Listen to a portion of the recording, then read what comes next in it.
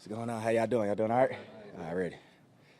So Zach, when you go over the film, what was maybe the biggest thing that jumped out to you, that the biggest area of improvement for the defense? Just our fundamentals and technique. Guys were in the right position. We just got to be tighter and cleaner with our fundamentals and techniques. And I felt like we wore down in that aspect as the game went on. And really, the fourth quarter, the well kind of broke in that aspect, which was disappointing. So, we're not here to make excuses. We got to be better. So that's been the biggest thing. That's been the biggest point of emphasis is finishing, and then doing that through our fundamentals and our technique. Marlon said yesterday he thinks the defense wasn't mature enough in this performance. Do you think that's a fair critique? And I guess if so, were you maybe surprised to see that? Yeah, I think that's a fair critique. I mean, honestly, it's a week-to-week league. So, yeah, last week, I mean, the film, the game showed it. We weren't mature. We weren't mature enough to close out that game. Was I surprised by it? Yeah, I was. But I think the guys responded the right way with it. Guys owned it, which is good. And we looked at what we need to get correct, and we've had 2 great days of practice so far this week. So, I'm excited for the opportunity to come again because, like I said, it's a week-to-week league. So what happened last week really doesn't matter what's going to happen this week. Zach, another thing that Marlon had said was, we're not going to be repeat offenders. That message is we're not going to be as patient. Zach Orr is not going to be as patient as he was last year. How have you gotten that message across, and is that also accurate? That's definitely accurate, man. We just, like I said, it's a team right here, man. We all about being upfront honest with each other, and we know it wasn't good enough from all ends, coaches and players from the defensive side, and we're gonna do things that's gonna help us get it right, and the players and coaches that's gonna be here are the ones that's gonna do it the right way. So it was a good message. It wasn't in a demeaning way. It was more of an encouraging way. That we looked at the film. Everybody knows what we got to do. It's small tweaks here and there, and a good team exposed it. So let's go do it. Zach, we had heard about you guys had a whole defensive team dinner on Monday night. What do you feel like you got out of that, and what do you feel like the players got out of just getting together for something like that after a loss? Yeah, that was with the players. I was up here getting ready for Cleveland, but I'm glad that they just from the outside looking in. I don't know what they discussed or what they talked about, but I think that it's good that they got together and talk about it, man, because that's where you really grow as a team, not just here in the building, but when you hang out with each other outside the building, you're able to get a chance to really, decompress and understand where each other are coming from. So for them to do that and stick with that, I think that just shows the connectivity of the team and the defense, and we're going to need that if we want to, put on good performances. Zach, what do you think went wrong on the play before the half that allowed them to get into field goal?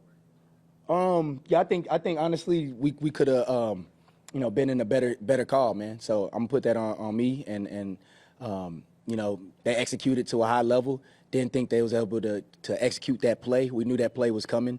So it's a little tweaks that I can do from my point of view to help put us in a better position. But hats off to them. They made the play, made a heck of a throw, and the completion on the contested catch. Zach, to that point, John said, you guys threw everything out.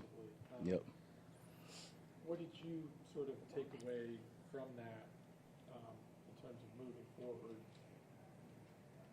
forward? I think that we just gotta play the calls right. Really, the main thing is get off the field. I mean, you look at it. We played 87 plays. So when your normal games are 60 to 70 snaps. 70 is really on the high side. So when you get 87 plays, you're gonna have to unload the call sheet, especially when we're trying to get a stop. And we played 37 in the fourth quarter. So you look at it, we played 50 plays throughout the first 3 quarters, 37 in the fourth quarter. That led to us wearing down. So we were trying to find calls to throw at them and get them off the field. So when you play that many plays, your call sheet should be unloaded. Zach, with the relative stability certainly coming into relative to last year, when you're in the second year, so many vets back. What do you think led to, as you said, kind of a lot of the guys not stepping up in the way that maybe you thought they would? Like I said, I think first and foremost, you gotta tip hat off to Buffalo. It wasn't, they made some plays. I mean, let's start there. You gotta tip your hats off to that team. Got to tip your hats off to Josh Allen and the offense, man. They made plays when they had to, and they executed just a little bit better than us. So I don't necessarily know what led up to it. It was the first game. I really think that through the first 3 quarters, it wasn't perfect. You know, we expected to be perfect first game of the season. But we were playing good ball, you know, even though things weren't always right. And then fourth quarter, to our own undoing, we was out there for a long time, and we mentally and physically we got worn out, which is tough to say, but that's the truth. Hey, Zach, John had talked about the rush lanes weren't good enough. Yep. Rush lanes weren't good enough for the contain. What did you see there, and why were they not good enough? Definitely. I think, you know, like I said, you got to give credit to them, but our rush lanes, when you talk about defense, it all works. It all has to work together. Like, you have to have good rush lanes to muddy up the picture for the quarterback so he can't step up cleanly and get in the rhythm. And at times when we did that, we were just a little bit off in the coverage. At times when the coverage is real nice and tight, what happened? He got out of the pocket and extended plays, and that was a point of emphasis that we didn't want to allow happen. So, you know, the O-line, they got a good O-line, and we didn't play up to our standard in all ends, but definitely the rush lanes was disappointing. I agree with Coach with that. John said yesterday, you've got to get, not you personally, but the team's got to get Jair Alexander right. How difficult is that to do during the season when he just hasn't played a lot of football? And do you think that can be accomplished on the practice field, or do you have to kind of live with some of the getting off the rust during game days? I don't think it's difficult as long as he's healthy in practice. I mean, he's been out here flying around. He's just gonna get better the more he's out there, the more he's really practicing and getting game reps. I mean, that's gonna be good. I'm not worried about him. He does have to get right. He had so much time off, and then came back last week, practiced. So yeah, it's difficult, especially when you play in this league. It's difficult to take that much time off and come back and play. And it wasn't all bad on his end in the game, but we know the player that he is and the player that we saw in camp that he's going to be for us. So we got full confidence in him. He's been flying around. The main thing is being healthy enough to go out there and practice, and he's been able to do that last week, this week. So he's just going to continue to get better. So I'm still excited and fired up about him. The team is, the organization is, and there's no doubt in our mind that he's going to be ready to go when it's time. Zach, two more. Zach, Joe Flacco, he was talking about going against the defensive coordinator that was his former teammate. What are your memories of Joe Flacco, and what challenge do you think he'll pose to the Man, shout out to Joe.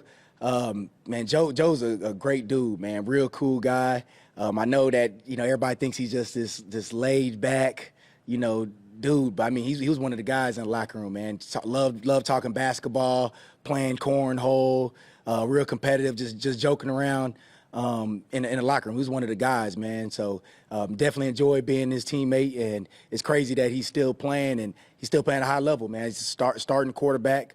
You know, the challenges he does pose is he's a vet, man. So it's not a lot of stuff you're going to be able to throw at him that he hasn't seen. You got to make it as difficult as possible for him. And then it's the reason why he's still in this league. His arm talent is still legit. So he can still push the ball down the field at a very accurate and dangerous rate from a defensive standpoint. So we have to do everything we can to make him uncomfortable and, you know, get after him. What do you think of Malachi Starks in his first game? What do you like, and what do you want to see better now going into week 2?